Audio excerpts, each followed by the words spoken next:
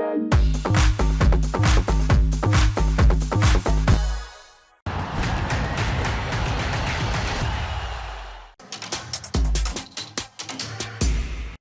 and Punjab are neck and neck on the points table. They go into an all-important clash in Mohali after enjoying similar returns on a fascinating Sunday in the league. This is a big one. On Visit Saudi presents ESPN Cricinfo T20 Timeout. We look ahead to that with Shaun Tait and Dasgupta. Dangerous team Punjab when they travel. They won in Chennai, they won in Mumbai, they won in Lucknow, they won in Guwahati, and yet they've not won a single game at Mohali since the opening day of the tournament or the opening game of the tournament. So what's going on in Mohali for this dangerous Punjab team? Well, I guess it's because their bowling hasn't been that consistent. Every time they've bowled well, apart from one game, I think the batters have done all right. One game in Guwahati, if I'm not wrong. Apart from that, I think the batters done pretty decently. But I think the bowling has kind of, I mean, last two games they've conceded 200. They won one, chasing. But the other game, they conceded 257 at home, one. Right? So yeah, I mean, and that's one thing they've got to get it straight. Their bowling. I mean, someone like Arshdeep or Rabada, they've been going for plenty. So they need to sort that part out.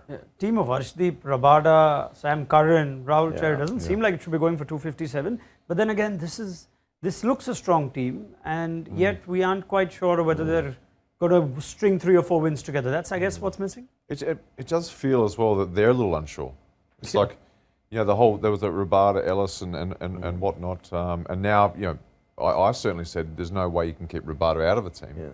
You know, Ellis is not the worst option right now. Looking, I'm not saying definitely swapping for Rabada, but Ellis is a pretty good option to have on the bench. But yeah, they look a bit unsure themselves with the bowling.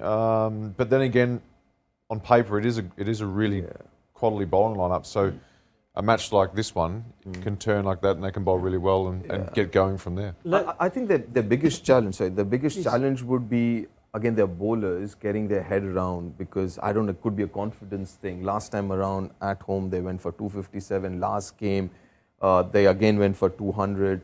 I mean, I think the biggest challenge for them and the bowling unit would be to try and, you know, kind of get it together and forget what's been happening. All right, let's talk just last game for both these teams, because they seem to be in similar boat, and see what they can take away from the last team. Would you say Punjab would have figured out that this is now our right overseas combination? Sikandar Raza's played an important, albeit small role. Livingston came to the party, and we know Sam Curran commands a position in that team, as does Rabada.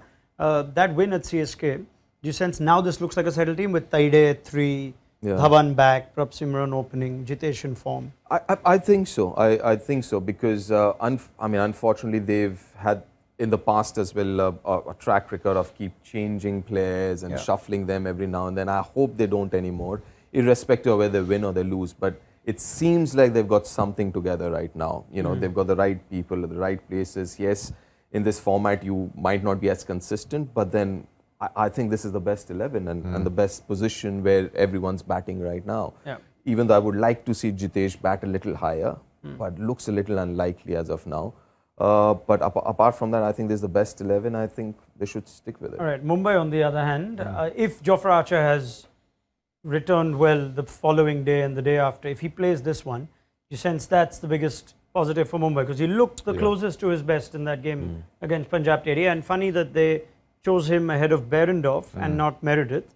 They seem to have Archer and Meredith as their 2 overseas. Is that the right use of their overseas resources? I think it is, yep. I think he was the last piece to come in for Mumbai to make them a really dangerous team now. Both sides together as dangerous as each other, and in a similar position. But I think that was the last piece to their puzzle. And yeah, you're right. He showed enough last game that he was close to the Jofra Archer we expect, I suppose, but still not quite. Understandably, not quite there.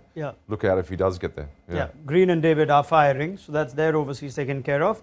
What will be the difference between these two teams? You know, Mumbai still have questions on their bowling, so does this come down to the chase again? Yes, I think so. I think both the teams, they've got really solid batting units. Bowling-wise, on paper, you'd say maybe Punjab's ahead, but again, the form's not that great. So I think it boils down to the bowling units, to be honest, because batting, I guess, both of them are really strong. Yeah, could we see a 257 again then? I think it's top order as well. Those top 2-3 batters, especially the Indian guys. Yeah. They're the ones that they're going to rely on for that a score like that.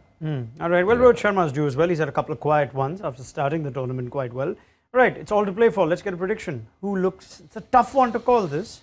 Teddy, Mumbai, because it has more Australians. because I'm in I'm in Mumbai. I don't want to be attacked outside the building. How insightful. Sleep. Listen, I'm going to go with Mumbai as well. Oh, wow. Okay. So we'll see how things go when Mumbai and Punjab clash in Mohali in what's a very important game for them. This was Visit Saudi presents ESPN Cricinfo T20 Timeout.